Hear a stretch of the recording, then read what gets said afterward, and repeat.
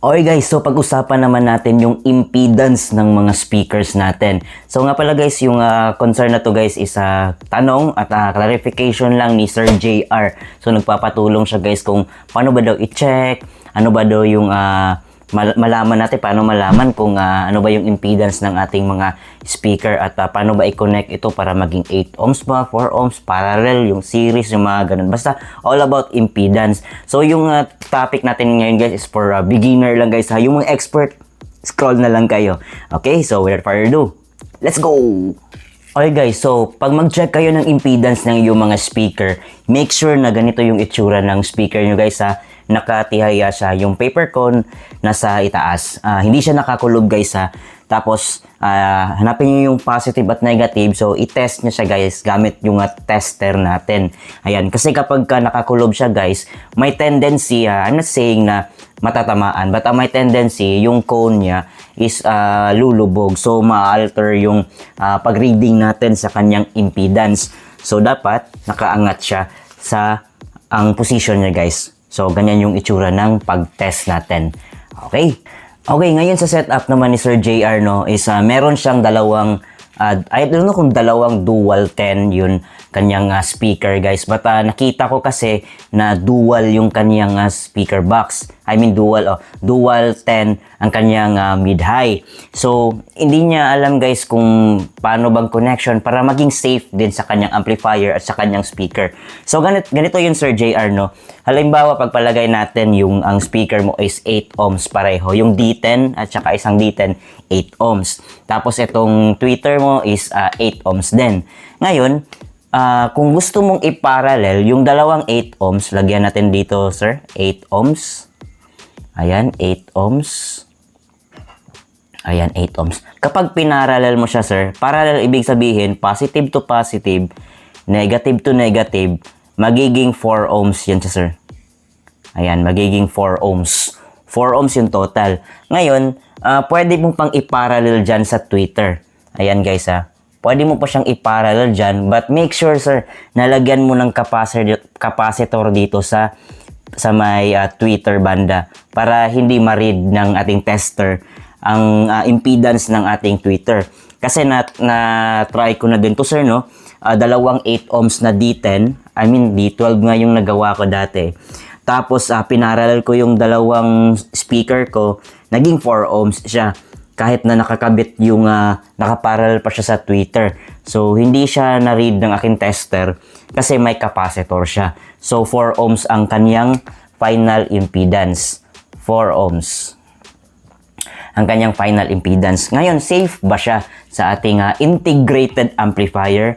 Ayan. So, safe naman siya, sir, pero I don't risk, sir, lalo na kapag integrated. So, much better talaga na power amplifier kasi mas nakaka-handle yun ng 4 ohms. Though meron namang integrated amplifier na nakalagay sa likod na 4 to 8 ohms ang kanyang handle.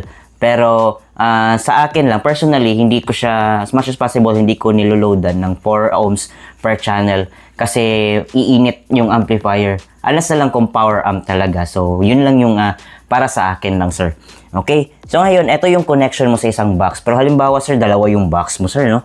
Ayan, parehong D10, dual D10, and parehong 8 ohms. So, ganun pa rin, sir. Parallel mo dito, parallel mo siya. Ayan, positive to positive, negative to negative. And then, dito din, positive to positive, negative to negative. Pero lagyan mo din dito ng capacitor. Ayan. So, kung parehas to 8 ohms, 8 ohms din dito, pag nag-parallel yung dalawang 8 ohms, magiging 4 ohms din. Ayan, 4 ohms. Ngayon, ang connection mo dito, sir, halimbawa, ito na yung amplifier mo, integrated. I think integrated yung amplifier mo, no? Sa nalalaman ko, ganito kasi yun eh. Ayan, pasensya na sa drawing ko, sir, no?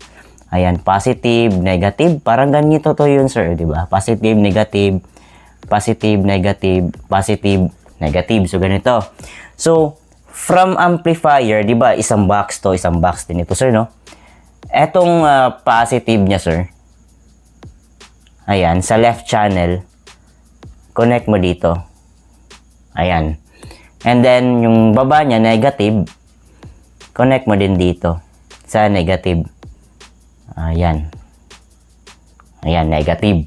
And then, dito, since ito is left channel and ito right channel ng iyong amplifier, huwag mong i-connect dito yung pangalawang box, huwag mong i-connect dito, sir. Dito mo i-connect sa right channel para maging stereo siya. Ayan, so positive. Ayan, dito. And then, negative. Ganyan. So, ganyan yung magiging itsura mo, sir. I hope na may naiintindihan po, no? Ayan, so ganyan yung magiging itsura niya. So, 4 ohms per load siya, sir. Pero kung integrated siya, hindi ako nagre-raise, sir, ha? Pero nasa sayo yan kung gusto mo pa rin ikabit yung 4 ohms load per channel mo. Pero sa akin lang, personally, hindi. Okay? Okay, Sir JR, halimbawa, eto naman yung naging scenario. What if yung dalawang D10 mo is parehong 4 ohms? 4 ohms yung isa, 4 ohms din yung isa. Dito din sa kabila, 4 ohms, 4 ohms. Pero yung tweeter mo is 8 ohms. Ano yung magiging connection natin dito para safe pa rin yung ating integrated amplifier? So, para sa akin, ang gagawin ko is series naman siya. Hindi siya parallel connection. Series connection, kapag yung dalawang 4 ohms, siniris natin, magiging 8 ohms yan. So, i-plus mo, maging 8 ohms. Pero kapag parallel, yung dalawa is i-divide mo yung impedance niya. Kagaya kanina, di ba? 8 ohms, 8 ohms, parallel connection, nagiging 4 ohms. Eto, 4 ohms, 4 ohms, series connection, magiging 8 ohms. So, paano yung connection natin papuntang amplifier, sir? So, ganito yung gagawin mo, no? Yung positive ng ating isang speaker, papunta yan sa ating negative. Connect mo siya, sir. Negative. And then, etong positive, sir, papunta na ito dito sa amplifier. At itong negative ng isa, papunta na ito sa negative ng ating amplifier. Okay? Ganon din ang gagawin natin dito sa kabilang box. Pero, meron siyang tweeter. Eto, sir, paano naman yung tweeter? Paano yung connection ng ating tweeter? So, since 8 ohms siya, ang gagawin mo pa rin, sir, lagyan mo pa rin ng capacitor para hindi ma-read ng ating tester yung impedance ng tweeter. So, meron kang capacitor dito. Ayan. So, pwede mo na itong i-parallel dito.